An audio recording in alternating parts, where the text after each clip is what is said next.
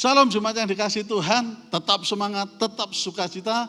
Hari ini kita akan sama-sama merenungkan kebenaran firman Tuhan dengan tema Pandanglah Kekudusan Kristus.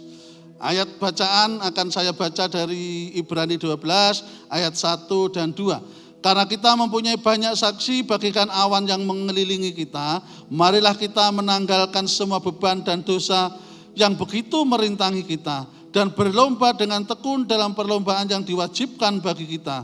Marilah kita melakukannya dengan mata yang tertuju kepada Yesus yang memimpin kita di dalam iman dan yang membawa iman kita kepada kesempurnaan, yang dengan mengabaikan kehinaan, tekun memikul salib ganti sukacita yang disediakan bagi Dia yang sekarang duduk di sebelah kanan tahta Allah. Saudara yang dikasihi Tuhan, mau tidak mau, suka atau tidak suka, sebagai murid Kristus, sebagai anak-anak Tuhan, maka di dalam kehidupan kita sehari dan kesehari, kita harus menjadi lebih baik.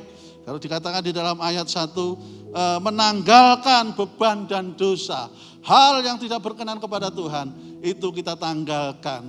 Untuk kita meneladani guru kita, panutan kita, teladan kita, yaitu Kristus Yesus. Sehingga judulnya adalah memandang kekudusan Yesus. Kenapa kita harus memandang kekudusan Yesus? Karena Tuhan Yesus selama di dunia, itulah contoh yang sempurna yang harus kita ikuti sebagai murid Kristus. Di dalam ayat yang kedua dikatakan, marilah melakukannya dengan mata tertuju kepada Yesus yang memimpin kita di dalam iman dan membawa iman kita itu kepada kesempurnaan. Kalau saudara tidak tertuju mata pandangan kita kepada Tuhan, kita bisa salah bertindak, karena teladan itulah yang harus kita ikuti, pemimpin kita itulah yang harus kita ikuti. Kalau saudara sedang ada di dalam pasukan baris berbaris, maka saudara harus mengikuti, memandang pemimpin. Kalau tidak, saudara bisa salah arah, bisa salah jalan, dan bisa menabrak teman sebarisan Anda. Demikian juga di dalam iman kita. Sebagai murid Kristus, maka kita harus memandang kepada Kristus. Apakah tindakan kita, apakah cara berbicara kita, apakah respon kita terhadap sesuatu sama dengan Kristus. Kalau tidak, maka harus kita tinggalkan. Kalau tidak, maka kita harus kembali melihat apa yang Tuhan Yesus lakukan ketika disakiti, apa yang Tuhan Yesus lakukan ketika Tuhan Yesus dianiaya, apa yang Tuhan Yesus lakukan ketika Dia dicemooh.